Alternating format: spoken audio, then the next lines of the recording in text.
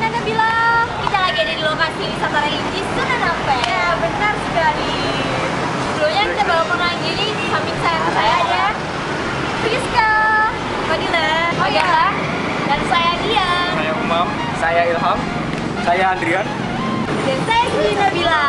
Oh ya Nabila, coba kamu ceritakan apa tujuan kita datang ke tempat ini? Kita di sini bakal menggali tentang hal-hal dan mitos-mitos yang ada di kawasan wisata religi Sunan Ampel.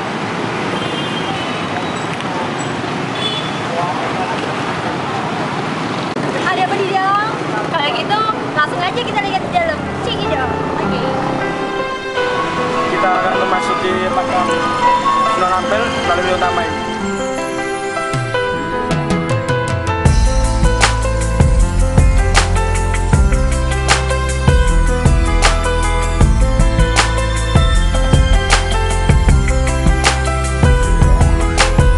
I hear the flowers kinda crying loud. The breeze is sounding sad.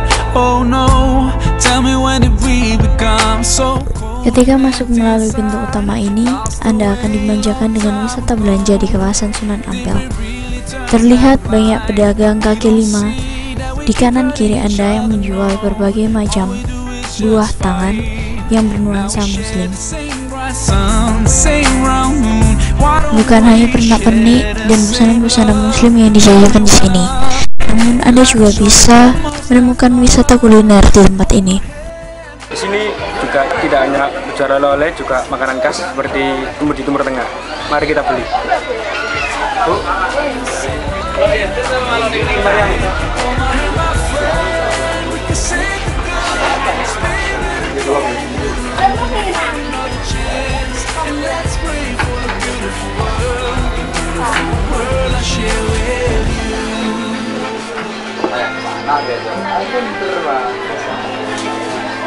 Salah satunya adalah Roti Mariam yang dijual di lokasi makam Sunan Ampel ini. Ini sangat lezat dan harga terjangkau, cuma Rp500. Children seem like they've lost their smile on their new bloody playgrounds. Oh no, how could we ignore heartbreaking crying sounds? And we're still going on. Beginilah suasana masjid dan makam Sunan Ampel yang tidak pernah sepi oleh pengunjung di hari-hari besar maupun hari biasa. Now we share the same bright sun, same round moon. Why don't we share the same love? Tell me why not? Life is shorter than most have thought. Hold my hand. There are many ways to do it right. Inilah keistimewaan yang terdapat pada Masjid Ampel ini. Terdapat 16 tiang utama yang masing-masing memiliki tinggi 17 meter dengan diameter 60 cm dan 48 pintu yang semuanya terbuat dari kayu jati yang didatangkan dari beberapa wilayah di Jawa Timur.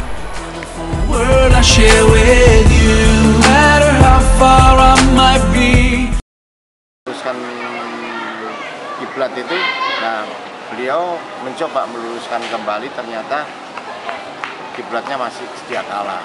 Dan saya cerita tadi, dia berdoa meminta kepada Allah, meminta kepada Tuhannya, bertawajuk. Nah tentunya dengan apa segala upaya, dan akhirnya beliau mencoba dicolokkan tongkatnya itu dan terlihat Mekah. Nah, itulah dianggap sebagai kiblat dan masih lurus seperti sedia kala terjadi. I'm always gonna be your neighbor.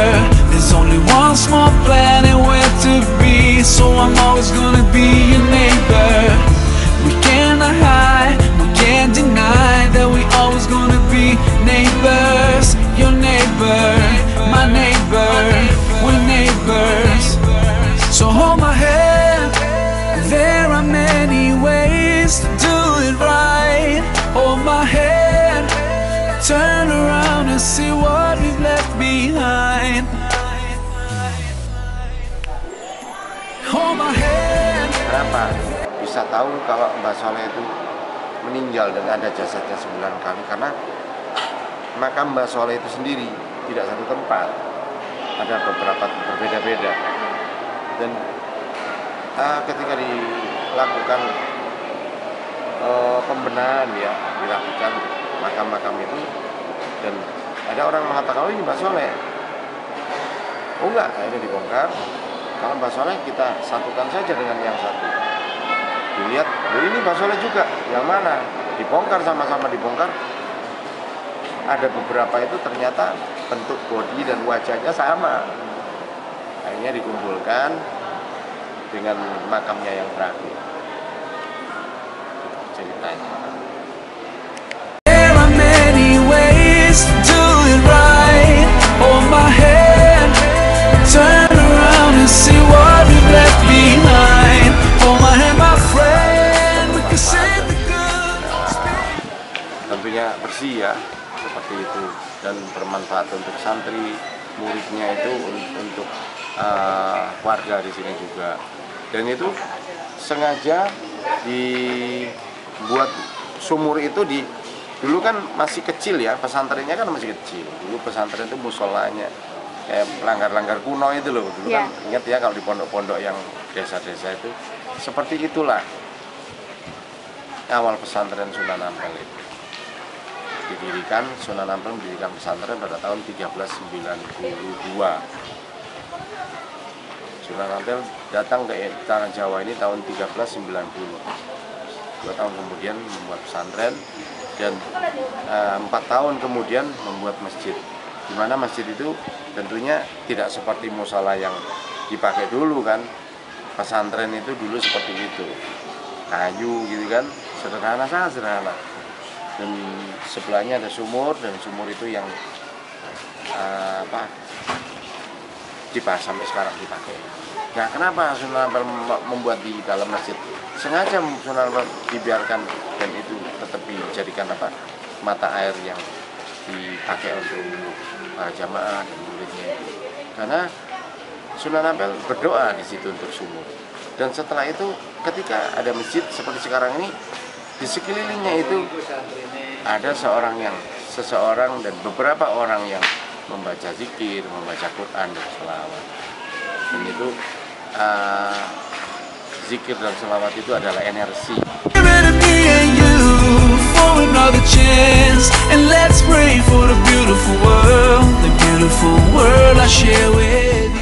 Pasar Pabean itu adalah sebetulnya pesantren. Dulu pada tahun 1765 ketika zaman VOC itu diambil alih oleh Belanda dan ditukar dengan masjid musola kecil-kecil gitu kan. Dan di situ yang punya pesantren itu ada namanya Abdullah Mansur.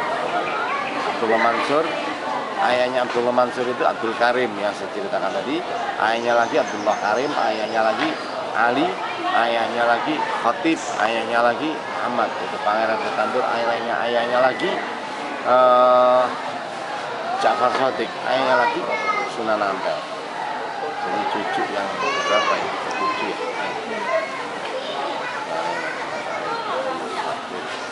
ya, ke-7 dimakamkan di sini juga. Oke? Terus yang di sebelah sana itu? Nah, ayo kita.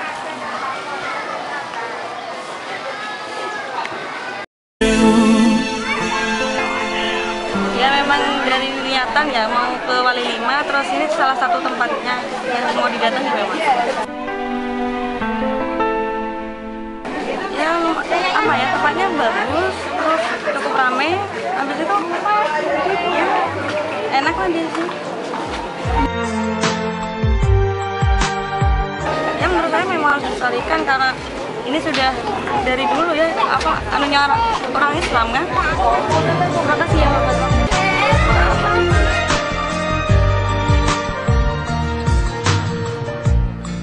When you're searching for the light and you see no hope inside, be sure and have no doubt, He is always close to you. He's the one who knows you best. He knows what's in your heart.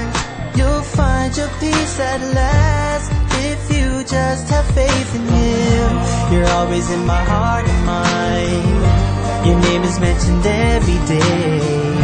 I follow you no matter what. My biggest wish is to see you one day. 'Cause I believe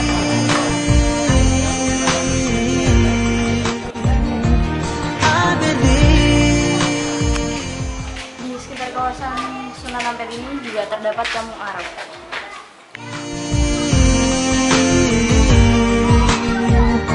Do you believe? Oh, do you believe? Oh malu.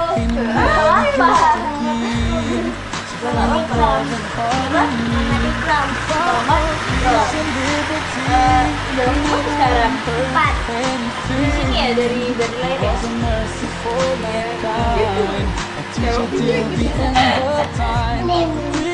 Sering itu nggak?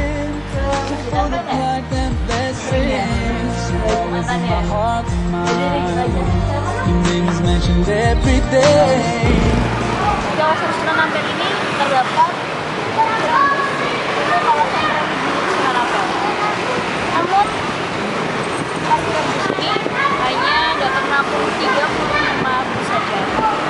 Dan tujuannya jika pada hari libur ataupun hari-hari besar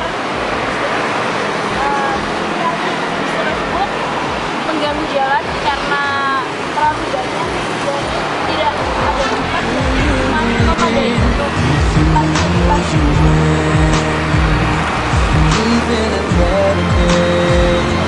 Trials will come, but surely they will fade away.